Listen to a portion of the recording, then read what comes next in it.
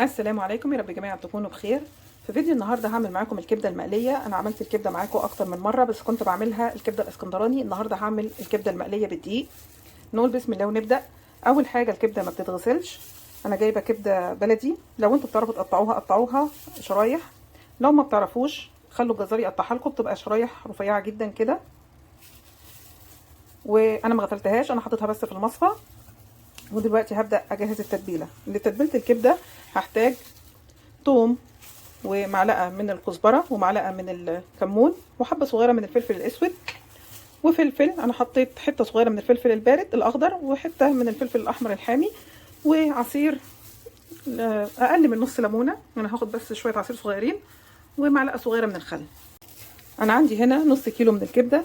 طبعا كل واحد بيعمل الكميه اللي تناسبه. نقول بسم الله. اول حاجه في الكبه هضرب الثوم مع الفلفل مع البهارات. انا هستخدم في حدود 8 أو 9 فصوص من الثوم، بس الثوم ده مش للكبده بس، هعمل بيه حاجات تانية هوريها لكم خلال الفيديو. وهحط الفلفل، انا مش حاطه فلفل كتير. طبعا هحط الكمون والكزبره والفلفل الاسود، وهحط كمان ملح.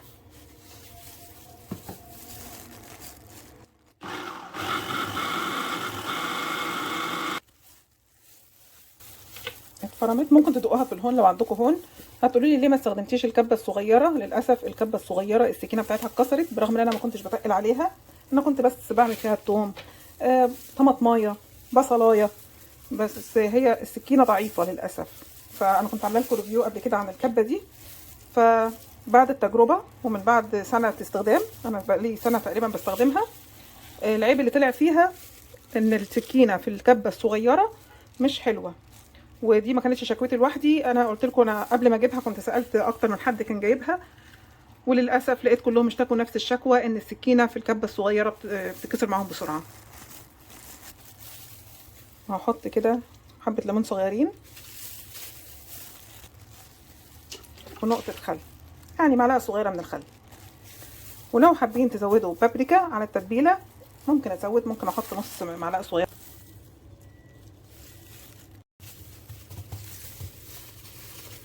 بعد كده هحط الكبده. الكبده يا جماعه بيكون جاي عليها غلاف، اكيد كلنا عارفينه ولازم نشيله.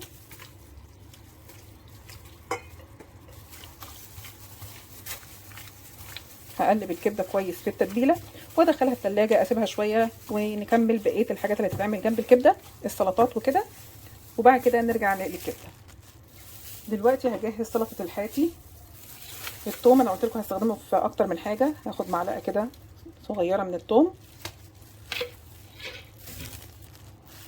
وهحط شويه من البابريكا وليمون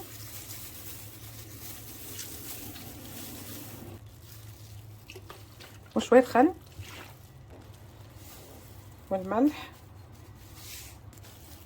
وهزود نص معلقه صغيره من الكمون والكزبره ورشه صغيره من الفلفل الاسود، وهحط بشر طماطمايه، يعني طماطمايه مبشوره،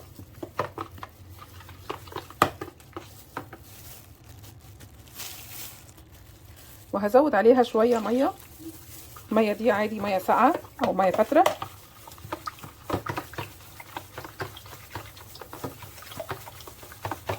هقلب بقى كل حاجه مع بعض كده عشان الملح يدوب، كل حاجه تختلط مع بعض كويس.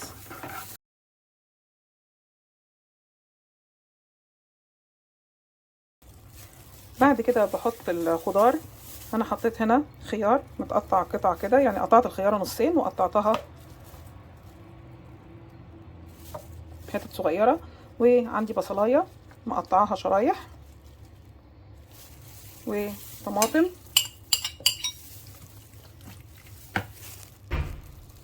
وفلفل. ممكن تحطوا فلفل بارد او فلفل بارد على حامي، ده شيء يرجع لكم. بيبقى حلو قوي لما بتحطوا الفلفل الحامي وتقطعوه شرايح كده، حلقات مدوره صغيره، بتبقى حلوه قوي. ده للناس اللي بتحب الحاجه سبايسي. واخر حاجه شويه من اوراق البقدونس.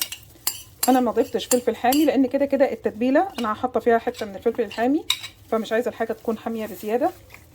بقلب بقى كل حاجه مع بعض. ميه السلطه دي هتعجبكم جدا. هتحبوا تشربوا ميه السلطه اكتر ما تاكلوا الخضروات نفسها. واخر حاجه بضيف مكعبات التلج. وبكده ميه السلطه والسلطه بتكون جاهزه معايا. بدخلها التلاجة، وكل ما بتسيبوها تتبل فتره اطول في التلاجة كل ما تديكوا طعم ونتيجه احسن. طبعا بتدوقوها لو محتاجه ملح او محتاجه ليمون او كده يعني، فبتزودوا اي حاجه هي محتاجاها وبتظبطوها على حسب ذوقكم. وانا بدخلها التلاجة لقيت عندي بنجر، فجبت بنجرايه صغيره قطعتها واحط البنجر معاها. برضو بيعلي القيمه الغذائيه، بس البنجر مش اساسي قوي، ده للي حابب يزود يعني. الخضار طبعا كل واحد بيحط الخضار اللي هو عايزه. دلوقتي هعمل سلطه الطحينه. احط 3-4 معالق من الطحينه، عليهم معلقه من الخل، شويه ميه،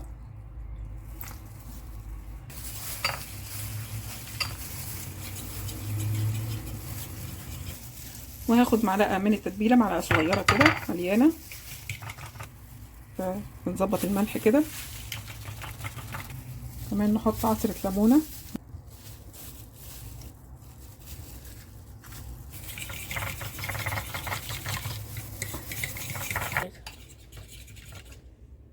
كده خلاص الطحينه خلصت. هي بتتقل كمان لما بتدخل التلاجة.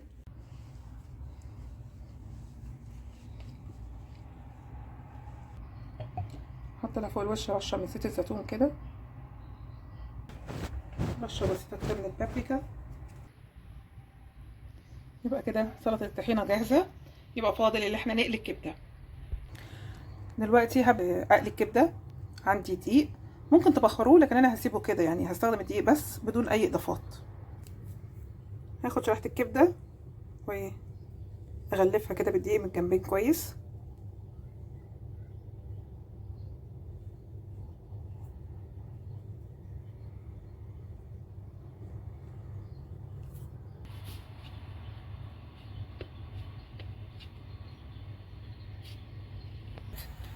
بنضف القطعه كويس من الدقيق وبنزلها في زيت سخن.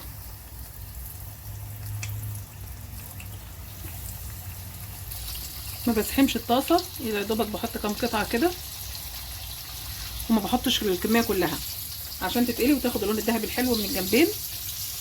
ما بقلبهاش، بسيبها الاول لغايه لما تاخد لون من تحت، بعد كده ببدا اقلبها على الجنب التاني. بطلعها على مناديل عشان تشرب الزيت. ممكن تطلعوها على شبكه. لازم الكميه اللي تحطوها تطلعوها، بعد كده تحطوا الكميه اللي بعديها. وبكده وجبه الغداء بقت جاهزه معايا، سهله وسريعه، ما بتاخدش وقت خالص. انا قريت كمان شويه بطاطس جنبها، وكان عندي ذره مسلوقه، واحلى ميه سلطه هتشربوها. لون ميه السلطه ده عشان البنجر. وحطيت بقدونس متقطع في طبق الكبده، وحطيت كمان بصل بالسماق. وان شاء الله هتجربوها وتعجبكم. والى اللقاء في الفيديو القادم، وباي باي.